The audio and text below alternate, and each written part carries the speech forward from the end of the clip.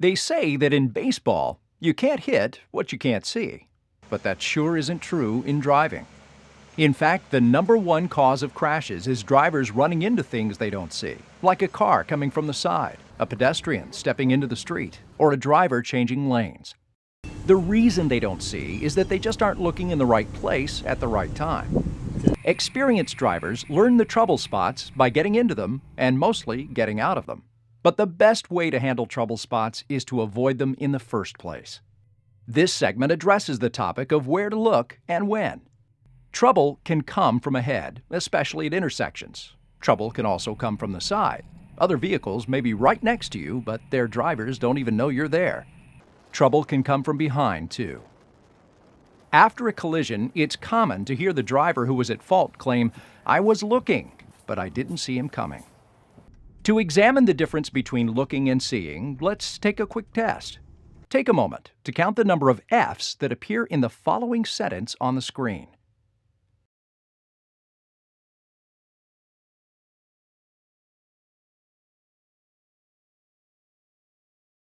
So, how many did you count? There are actually 6 F's in the sentence. Sometimes our eyes and brains automatically skip past important details if we're not careful. When you look at something, you're just aiming your eyes in a certain direction. But seeing involves fully processing what your eyes see in order to send a meaningful message to your brain. When it comes to driving, the eyes have it, but they've got to be pointed in the right direction. That's what the next segments are all about. The process of looking is referred to as a visual search. Seeing well is more than simply taking in the roadway scene. It also requires actively searching places where trouble might be lurking.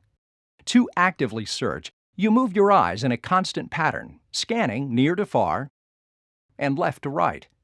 The goal of active searching is to identify, as early as possible, anything that might require you to adjust your speed, change your position by steering, or communicate with another road user.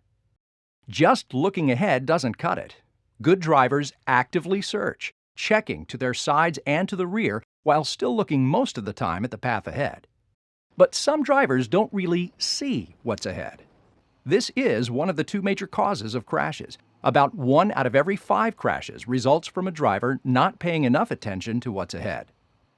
Even many experienced drivers don't realize how dangerous it is to look away from the roadway ahead for more than just a second. In fact, looking away from the road for just 2 seconds doubles your chance of having a collision. But looking ahead is only part of it. How far ahead is another. Beginning drivers tend to focus on the road just in front of the car. That doesn't give you much time to react. Keeping your eyes focused farther down the road gives you a heads up on what's happening and lets you come to a gradual, even stop. But how can you keep your car in its lane if you're looking way ahead? It turns out that if you aim your vehicle at the middle of the lane, you'll actually do less zigzagging back and forth. Looking farther ahead may feel strange at first because your instinct is probably to look at the front corners of your car, but stay with it. Looking far enough ahead will pay off every day you drive. In addition to helping you drive safely, looking well down the road can help keep you from needing to slow down or stop for other cars. And seeing that signal light turn yellow from way back gives you the time and space to come to a smooth stop. Looking ahead includes scanning the areas on both sides of the road.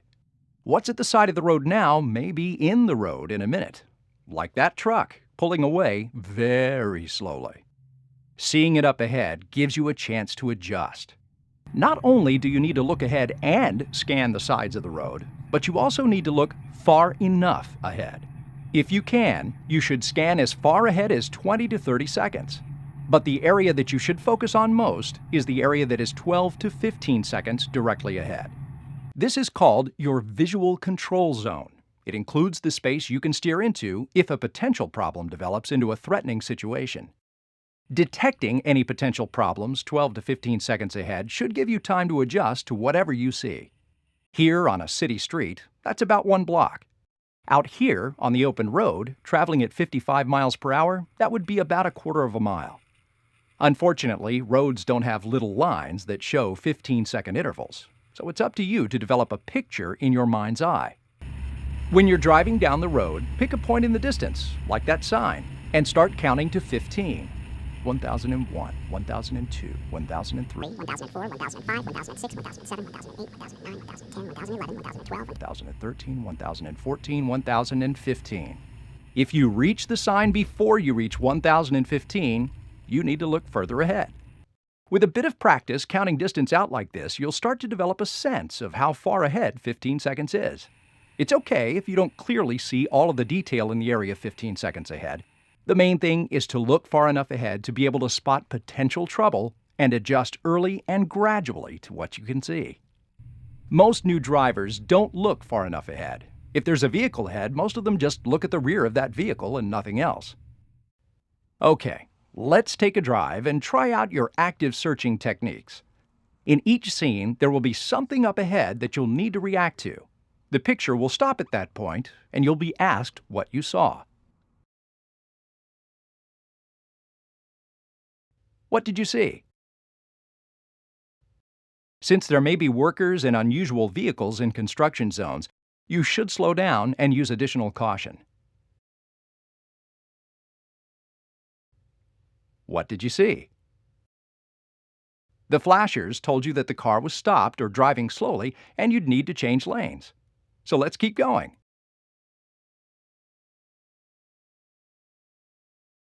What did you see this time?